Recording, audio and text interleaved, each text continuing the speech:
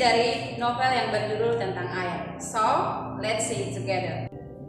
The novel Ayah, written by Andrea Hirata, tells about the struggle of a very big father for his son and a love story that, in my opinion, is extraordinary that has never been found before. Kisah cinta seorang laki-laki yang diperankan oleh Sabari kepada teman satu sekolahnya ketika mereka masih berada di bangku SMA yang merupakan anak kampung tetangganya yang diperankan oleh Marlena. Sabari memiliki 3 sahabat, yaitu Ukun, Tamat, dan Toharun yang selalu bersama dengan kekonyolannya. Sabari awalnya tertarik dengan yang namanya cinta, tetapi setelah Marlena memberikan sebuah pensil sebagai hadiah karena Marlena mengambil kertas jawabannya, sejak itu Sabari berubah 180 derajat dari biasanya.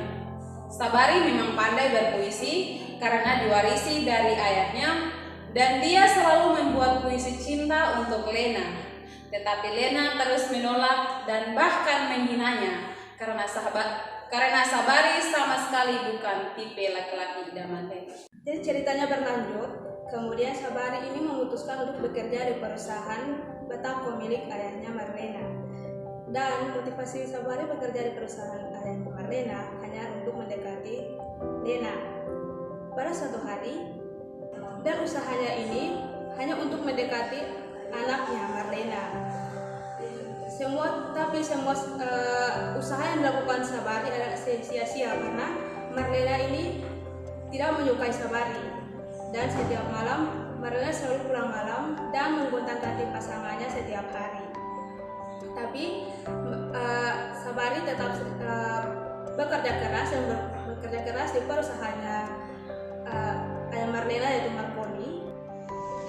Pada suatu hari Sabari mendengar Marlena dan ayahnya bertengkar. Ternyata penyebab bertengkarnya Marlena dengan Marconi adalah karena ayah Marlena, yaitu Marconi, mengetahui bahwa si Marlena terjerumus ke dalam pergaulan bebas, dan setiap hari Marlena ini menggonta-ganti pasangannya. Dan di situ ayah Marconi tahu bahwa Marlena ini telah hamil dan tidak tahu siapa pelaku, sehingga Sabari mengorbankan dirinya untuk menikahi Marlena. Dan di kemudian hari Marlena melahirkan seorang anak laki-laki, tetapi Marlena ini tidak mencintai Sabari. Dia menikahi Sabari hanya karena terpaksa.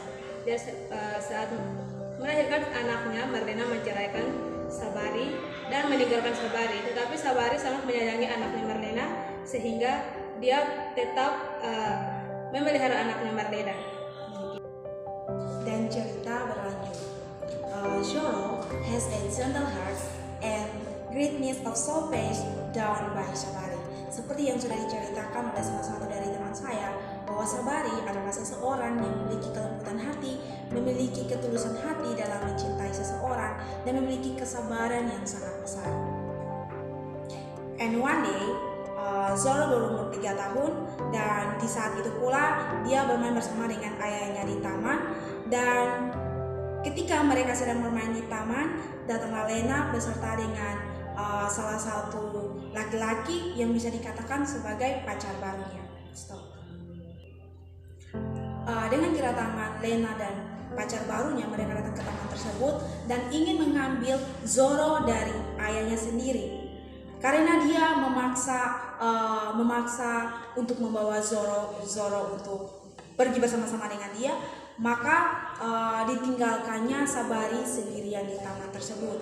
Bagaimana dengan perasaan Anda ketika Anda berada di posisi tersebut? Orang yang sudah sangat Anda cintai sudah pergi meninggalkan Anda, dan salah satu-satunya harta berharga yang Anda miliki yaitu anak Anda sendiri. Dan saat itu pula Sabari merasa sangat putus asa karena harta yang ia miliki sudah diambil oleh Lena itu sendiri, yaitu anaknya Zoro. Because terlalu putus asa, Sabari akhirnya menulis pesan di kaki penyu dan menulis di layang-layang. Kemudian diterbangkannya layang-layang tersebut, dan ia sangat berharap bahwa ada seseorang yang bisa membaca pesannya dan bisa mengembalikan anaknya Zoro kepadanya. Dan saking stresnya Sabari, sampai-sampai ia ditemukan di pasar dengan menggunakan pakaian yang lusuh, dan dia tertawa ketika melihat seseorang sedih, dan dia sudah terlihat seperti orang-orang yang sudah tidak waras karena terlalu memikirkan anaknya Zoro. Melihat Sabari seperti itu, kedua sahabatnya tidak rela melihat sahabatnya seperti demikian. Maka mereka memutuskan untuk mencari Lena dan Zoro. Oke, cerita berlanjut. Setelah sekian lama, kedua sahabat dari Sabari itu berkelana mencari Zoro. Akhirnya mereka tiba di Pulau Sumatera dan berhasil menemukan Zoro dan Marlena, kemudian membawa mereka pulang ke Belitung. Di sini Sabari sangat senang karena hampir 8 tahun dia tidak bertemu dengan anaknya Zoro. Dan akhir cerita, pada tahun 2013 Sabari meninggal dunia.